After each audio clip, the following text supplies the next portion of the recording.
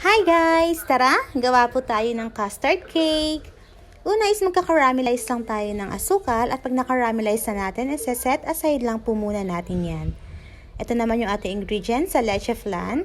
Hihiwalay natin yung egg yolk and egg white. Ganyan ako maghiwalay ng egg yolk sa egg white kasi if ever na may sira yung ibang itlog, hindi madadama yung mga nahiwalay na natin na egg yolk.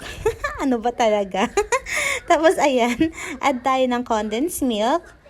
At para masimot natin yung ating condensed milk, lagyan natin ng yung lagayan niya para masimot talaga siya mabuti. Ganyan, no? Kasi sa sobrang mahal ng bilihin ngayon, ako kailangan simot na simot yan. At tsaka natin ibuhos itong natirang evap. O, Alaska, baka naman. Pagalawin mo naman yung baso. Charot.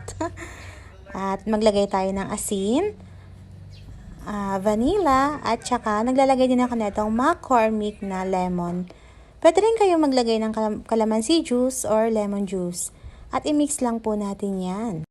Iba-iba tayo ng way sa paggawa po ng leche flan. Ako kasi ganito po yung way ko.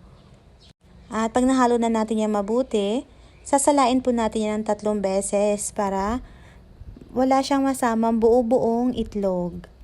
Ayan, kuha lang tayo ng malinis na lagayan. Tapos yung ating pansala. Ayan o, kailangan natin siya sasalain para makita natin yung mga natitirang itlog. Ayan, yung mga hindi nadurog na egg yolk. At ibubuhos na natin siya dun sa ating kinaramelize na asukal. Tapos, isi-set aside ulit natin yan. Kasi gagawa pa tayo ng ating chiffon cake. At habang ginagawa nyo to, dapat naka-preheat na ang inyong oven sa 150 degrees Celsius. Ito naman yung ating chiffon cake. Meron na akong procedure nito sa Facebook. Tignan nyo na lang po. Hanapin nyo na lang. At kung wala naman po kayong oven, okay lang po. Pwede nyo po siyang steam. At habang nagpipreheat po kayo ng oven, maglagay kayo sa isang tray ng tubig.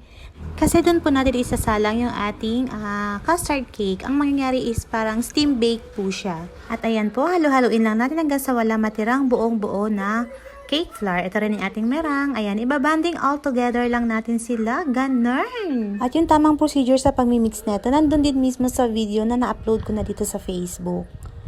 At ayan, ihalo na natin siya sa ating leche flan at isasalang na natin yan sa oven. Ayan. At i-bake po natin yan ng 45 to 50 minutes. At eto na po, luto na yung ating custard cake. Favorite nyo ba yan? Kasi ako, sobrang favorite ko po yan. Ayun lang po. Bye-bye!